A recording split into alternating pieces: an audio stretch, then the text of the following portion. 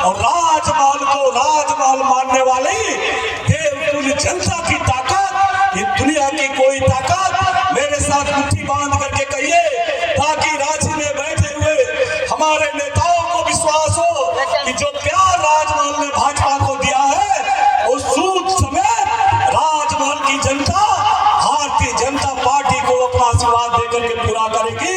बोलो भारत माता की, भारत माता की। मित्रों, मैं 2-3 बातों पर आपका ध्यान आकृष्ट करूंगा। 2014 में जब हम इसी मंच से, यही मैदान है, और उस समय लोग राजमहल के नाम पर, साहेबगंज के नाम पर लोगों को लड़ाने का काम किया करते थे। इसी जगह, इसी धरती से मैंने कहा था कि अगर साहेबगंज के लोगों को मैंने कहा है कि मेरे कार्यकाल में गंगा पुल का काम चालू नहीं हो पाया तो ये अनंत ओझा खुद के लिए वोट मांगने आपके चौखट पर नहीं आया है। ये बात मैंने कही थी। आज राजमहल साहेबगंज में और बनिहारी गंगा पुल का पाया राजमहल के लोग जाकर के देख रहे हैं। मैंने कहा था, मैंने कहा था साथियों कि अगर साहेबगंज में 12 घंटा 14 घंटा बिजली रह सकता है तो राजमहल उदवा में भी 16 घंटा 18 घंटा बिजली रहेगा। ये अनंत ओझा का वादा था, आपके चरणों में मैंने देने का काम किया है। हमने कहा था कि अगर डिग्री कॉलेज, आजादी के 70 साल में बच्चों को पढ़ने के लिए डिग्री कॉलेज नहीं है, आपका आशीर्वाद मिलेगा तो राजमहल में डिग्री कॉलेज ला करके समर्पित करूंगा। आज डिग्री कॉलेज में बच्चों का पढ़ाई हो रहा है। मैं गिनती नहीं करा रहा, अनेक अवसर आएगा, नेता आएंगे, उसके बीच में बोलेंगे। मैं तो केवल आपको ये याद दिलाता हूं कि मैं भारतीय जनता पार्टी का एक साधारण कार्यकर्ता हूं। मैं अकेला नहीं हूं। कई प्रकार के मन में भ्रम पाल करके इसी राजमहल में लोग षड्यंत्र करके झूठ का खेती करना प्रारंभ किया था।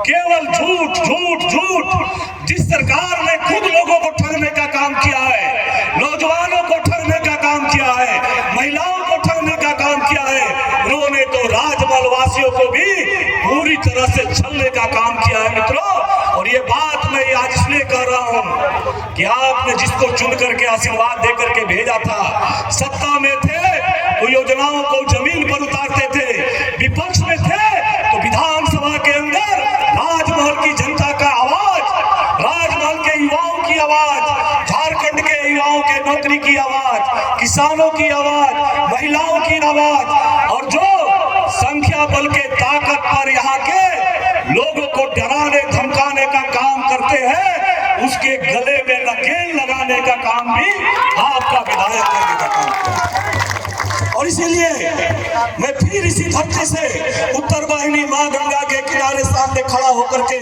आपके सामने ये वचन देता हूं। मैं भारतीय जनता पार्टी का कार्यकर्ता हूं। मुझे पता है कि नरेंद्र भाई मोदी जी दिल्ली के सत्ता में है, मुझे पता है कि नितिन गडकरी जी दिल्ली के सत्ता में है, और इस बार झारखंड की जनता भी मन बना चुकी है। भारतीय जनता पार्टी की सरकार झारखंड में आने जा रही है।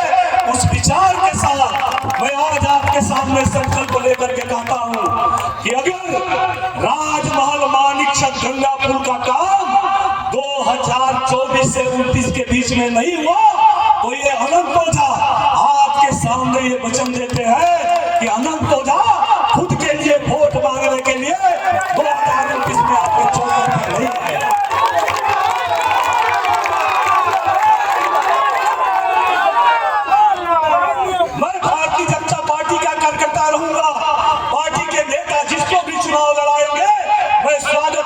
उसके लिए वोट मांगूंगा, लेकिन अगर गंगा पुल का पाया, अगर राजमहल से मानिकचक का खड़ा नहीं हो पाया तो मैं आपके चौखट पर खुद के लिए वोट मांगने नहीं आऊंगा। और मैं सीधी बात कहता हूं, अभी कुछ दिन पहले चुनावी स्टंट के तहत, हालांकि मैंने उसका भी तहे दिल से प्रबंधन किया, 2017 से राजमहल मानिकचक गंगा पुल की लड़ाई में लड़ रहा। जिस दिन से आदरणीय नितिन गडकरी जी आए थे यहाँ पर, यहाँ के लोगों को कह कर गए थे कि कि साहेबगंज मनिहारी का काम प्रारंभ होने दीजिए, यहाँ का भी प्रक्रिया शुरू करेंगे।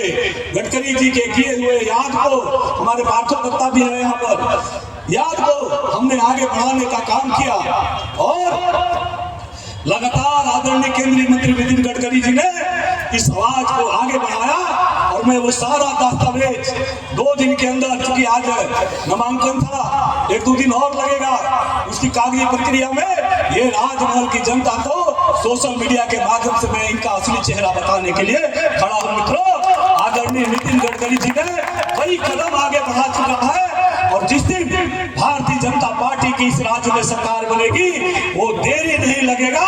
अगर इन लोगों ने विधानसभा में मेरे द्वारा 2022 में उठाए गए सवाल को केवल ये सहमति दे दिए होते तो आज राजमहल के लोग भी 2024 में गंगा पुल का पाया देख लिए होते मित्रों। और इसीलिए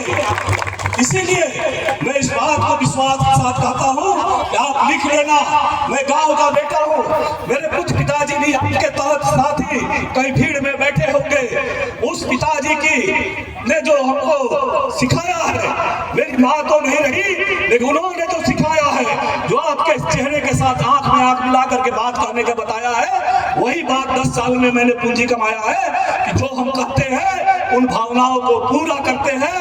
नहीं तो हाथ के चौखट पर मैं पुनः गंगा पुल के बारे में करके बेचा रहा हूं। बोलो भाइयों, ये देखिए, ये जो सड़क देख रहे हैं, यहाँ की सड़क हो, साहेबगंज की सड़क हो, कैसे इन लोगों ने राजमहल के लोगों को मूर्ख बनाने का काम किया, कैसे किया? क्या भारतीय जनता पार्टी का लोकतंत्र में कोई भी राजनीतिक दल खड़ा होता है, एक राजनीतिक पार्टी जीतती है, बहुमत की पार्टी आती है, वो सरकार में जाती है।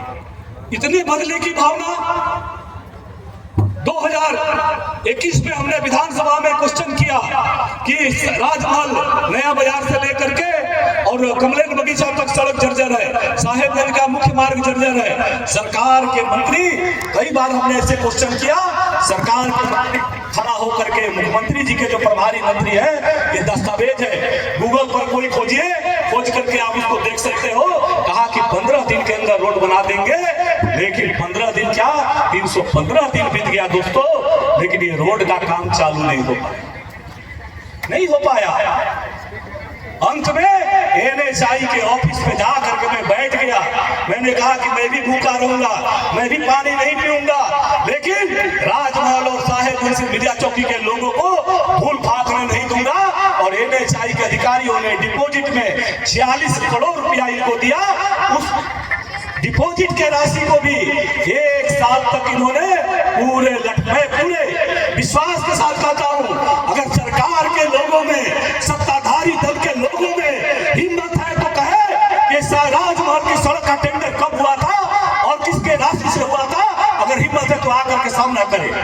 मूर्ख बनाते हो आप, राजमहल के लोगों को कहते हो कि विधायक जी ने नहीं बनाया, नगर पंचायत तुम्हारे पार्टी का, जिला पंचायत का अध्यक्ष तुम्हारे पार्टी का, सांसद तुम्हारे पार्टी का, विस्तृति का प्रभारी मंत्री तुम्हारे पार्टी का, राज्य में सरकार तुम्हारे पार्टी का, राज्य विधानसभा में सबसे बड़ी, झारखंड की सबसे बड़ी पंचायत है विधानसभा, उस विधानसभा के अंदर भी तुमने तुम्हारे सरकार के मंत्री कहते हैं कि 15 दिन तक न चलेगा। इतने बदले की भावना, इतने बदले की भावना, ये भारतीय जनता पार्टी की सरकार थी मित्रों कि अगर राज साहेबगंज और मनिहारी गंगा पुल का काम 2000 करोड़ का हुआ तो 3000 करोड़ का केलावाड़ी से लेकर के और महाराजपुर तक 4 लेन का काम भी यहाँ तेजी के साथ काम चालू हुआ। हम तो भेदभाव नहीं करते हैं। अगर बिजली यहाँ नहीं थी, आप कहते थे कि बिजली यहाँ वाला आना नहीं देता है, आज राजमहल के लोगों को 20 घंटा 22 घंटा बिजली कैसे मिलता है, उधवा के लोगों को बिजली कैसे मिलता है। मैं मुख्यमंत्री जी के सामने आग्रह किया था कि पता नहीं राजमहल पर किसकी नजर लग गई कि बुधवा दियारा का भी बिजली अब काटा जाने लगा। आपको याद है 2019 के अंतिम वर्ष में बिजली ईमानदारी से बताइएगा मित्रों, हमें संतुष्टि के लिए नहीं बताना, मैं जो कहता हूँ सच्चे मन से आपसे बात करता हूँ। 2019 में बिजली राजमहल को कितना घंटा मिलती थी बताइए कोई? कितना मिलती थी? कितना मिलती थी? 7-8 घंटा 7-8 घंटा 2019 में 19 में 7-8 घंटा नहीं 2019 में 18 घंटा से लेकर के 22 घंटा बिजली मिलती थी। बिजली विभाग के कर्मचारी को पूछते थे, ये 2014 में जब आशीर्वाद दिए थे हमको ना, उस समय बिजली बदहाल था। 4-5 वर्षों में बिजली का ग्रिड बनाया, सब स्टेशन बनाया हमने, और बिजली इतनी मजबूत स्थिति में हम लोग दे दिए कि बिजली लाइन काटने के लिए इंजीनियर लोग बोलता था कि तार सब गर्म हो जाता है, इसलिए कभी कभी काटना पड़ता है। मित्रों, ये है भारतीय जनता पार्टी की सरकार और भारतीय जनता पार्टी के कार्यकर्ता जो आपके जनप्रतिनिधि के रूप में काम करता है।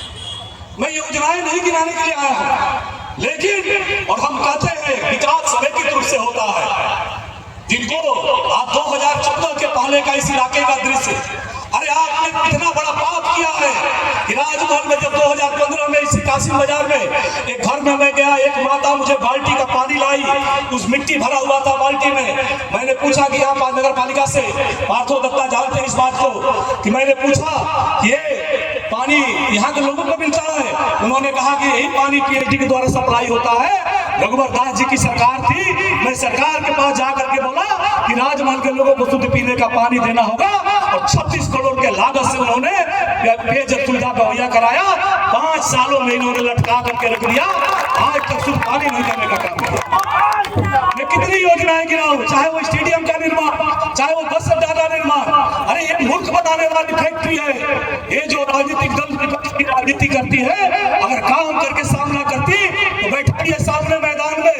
मैं कहता हूँ, मैं भारतीय जनता पार्टी का आज एक कार्यकर्ता हूँ, गांव में आज भी एक किसान का बेटा के रूप में गांव में रहने वाला का मानता हूँ। आए हमसे उनके जितने बड़े नेता है, बड़े से बड़े नेता को बुला ले, राजमहल की माटी को लेकर के आपके दिए हुए आशीर्वाद की ताकत से आपका बेटा भाई ने 10 साल में जो तकदीर बदलने का काम किया मैंने, उसको आकर के सामना कर ले, मैं जवाब देने को तैयार हूं। 70 साल राज किया, उधवा राधानगर की सड़क जाकर के देखिए आप, तो आए अपने लोग यहाँ पर, जरा एक बार उधवा के लोग हाथ उठाएंगे तो उधवा प्रखंड के लोग, उधवा प्रखंड के आप याद करिए उधवा राधानगर सड़क का हाल क्या था। मोहरम डाल डाल के वहां के लोगों को चला रहा था। बम्बई दिल्ली वालों के लिए चमचमाती सड़कें चाहिए, कहती ये काम मैंने किया है। अगर किसी को देखना है जा करके देखे, 97 करोड़ की लागत से आज रांची और पटना के लोगों को जो सड़क मिलती है, वो आपके दिए हुए आशीर्वाद की ताकत से ये तकदीर हमने बदलने का काम। ऐसी सैकड़ों योजनाएं, ये तो जात पात बांटते हैं, क्योंकि 70 सालों में जिस दल के साथ गलबैया डाल करके सरकार चला रहे हैं, अभी आदरणीय प्रधानमंत्री जी नरेंद्र भाई मोदी जी ने अपना संबोधन में किया, बम बम मंडल जी बोल रहे थे कि बटोगे